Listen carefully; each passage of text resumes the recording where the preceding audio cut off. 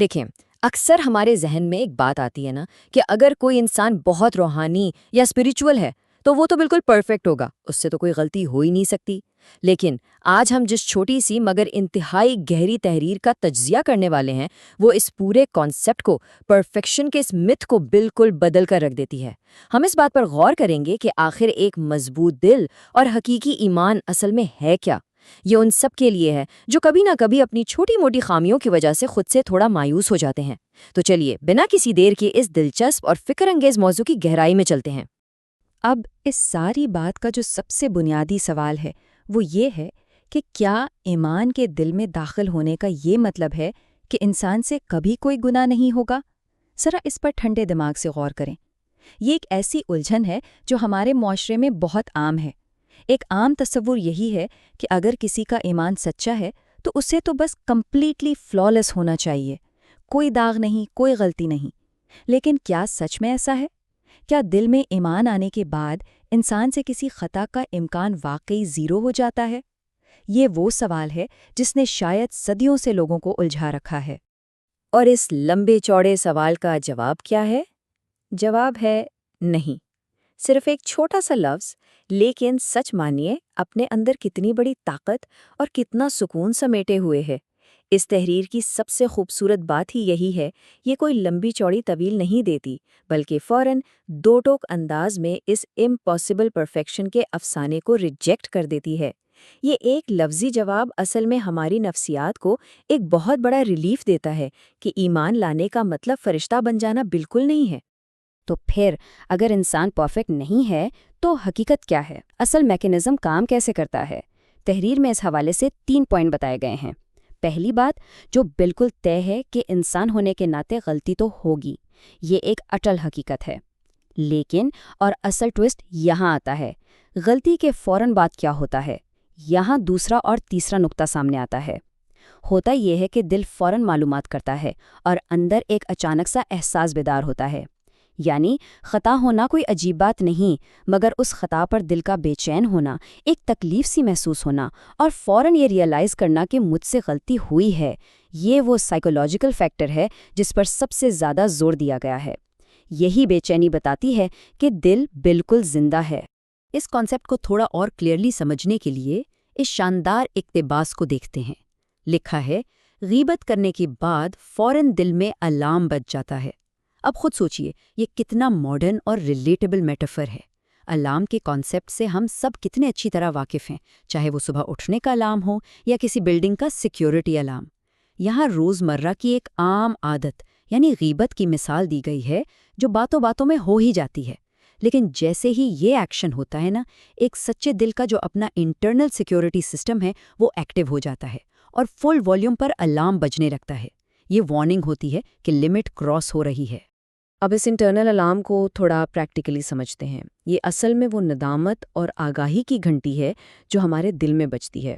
اور جانتے ہیں سب سے زبردست بات کیا ہے؟ ہم عام طور پر سمجھتے ہیں کہ اگر ہمیں کسی غلطی پر گلٹ فیل ہو رہا ہے تو اس کا مطلب ہے ہم کمپلیٹلی فیل ہو گئے ہیں، ہمارا ایمان کمزور ہے۔ لیکن نہیں، تحریر اس پورے آئیڈیا کو بالکل فلپ کر دیتی ہے۔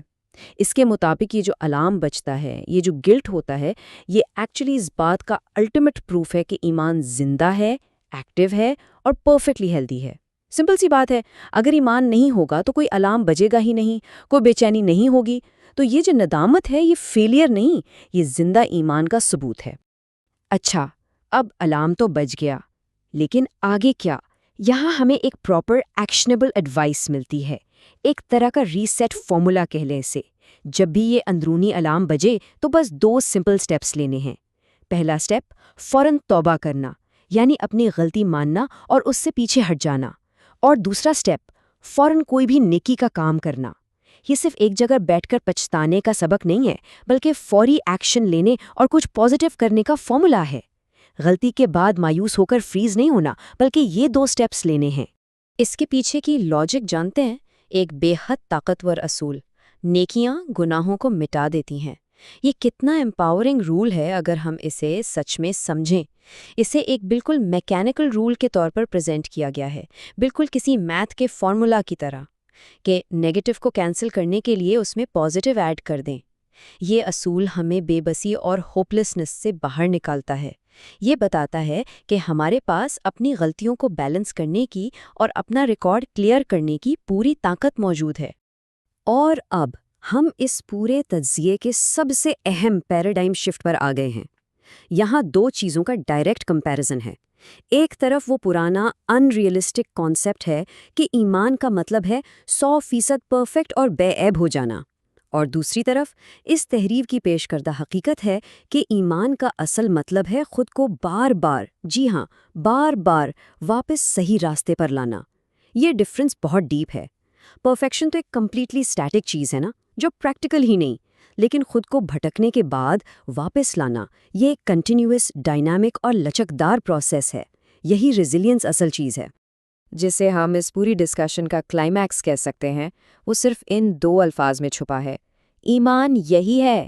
جب یہ ساری ڈیٹیل بتا دی گئیں تو آخر میں بہت ہی یقین اور طاقت کے ساتھ ہی ڈکلیئر کیا گیا، یعنی ایمان کوئی ایسی ڈیسٹینیشن نہیں ہے جہاں پہنچ کر ہم فرشتے بن جائیں گے، بلکہ ایمان اسی سفر کا نام ہے۔ غلطی کرنا، دل میں اس الارم کا بجنا، گلٹ فیل کرنا، فوراً ایکشن لینا اور واپس ٹریک پر آ جانا، خود کو ٹھیک کرنے کا یہ جو نہ رکنے والا سائیکل ہے نا، اصل میں یہی ایمان کا جوہر ہے۔ تو اس ساری بحث کے بعد ایک بہت ہی اہم اور سوچنے والا سوال پیدا ہوتا ہے۔ جب ایبسلیوٹلی پرفیکٹ ہونا ہمارا گول ہے ہی نہیں، تو پھر اصل ٹیسٹ کیا ہے؟ اصل ٹیسٹ یہ ہے کہ جب اگلی بار روزمرہ کی زندگی میں ہم سے کوئی غلطی ہوگی تو ہمارے دل کا وہ الارم کتنی تیزی سے بجے گا، اور ہم اس الارم پر کتنی جلدی ری ایکٹ کریں گے۔ کیا ہم فوراً وہ ریسیٹ فارمولا اپلائی کر کے اپنی اسپریچول ریزیلینس شو کر پائیں گے؟